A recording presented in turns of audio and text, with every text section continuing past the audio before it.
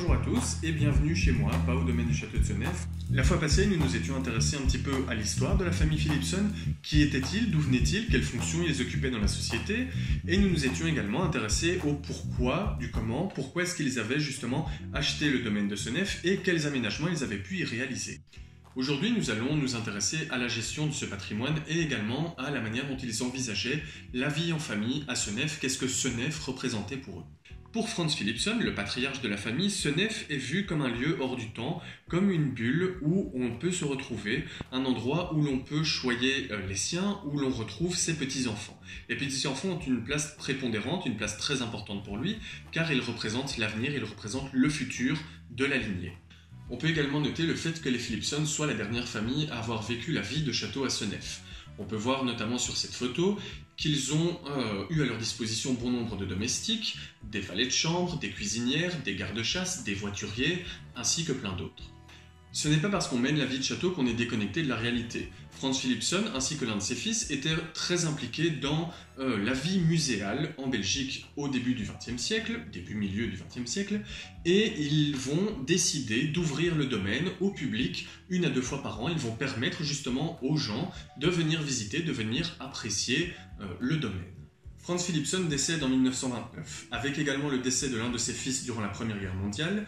Le domaine revient à ses 3 enfants et ainsi qu'à ses petits-enfants. Ils vont donc se partager Senef durant les quelques années qui restent avant le début de la Deuxième Guerre mondiale. En 1939, la famille Philipson est contrainte de fuir la Belgique et donc l'Europe et d'émigrer aux États-Unis.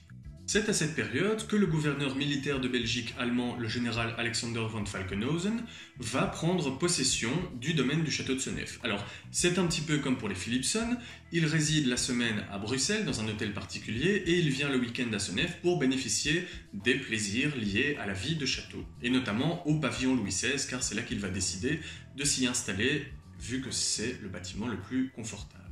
Alors, ce qui est intéressant avec cette histoire, c'est que la plupart des maisons juives, la plupart des châteaux ont été pillés pendant la Deuxième Guerre mondiale par l'armée allemande, et pour Senef, la présence du général va un petit peu freiner justement la Wehrmacht dans sa mission de pillage. Alors, il faut savoir que le général a une éducation aristocratique, il a une éducation dans laquelle on l'a sensibilisé aux beaux-arts, et donc il reconnaît les travaux réalisés par les Philipson, il apprécie les aménagements qui ont été faits, et donc il va s'approprier Senef pour un petit peu la protéger justement du sac et du pillage.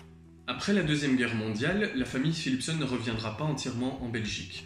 Le domaine va rester un petit peu abandonné et en 1953, il finira par être vendu en indivision car justement, on est après la guerre, on n'a plus les moyens d'entretenir pareil domaine. C'est donc ici que notre chronique dédiée aux Philipson prend fin. Nous vous remercions de nous avoir suivis et nous vous souhaitons à toutes et tous une agréable journée ainsi qu'une bonne semaine.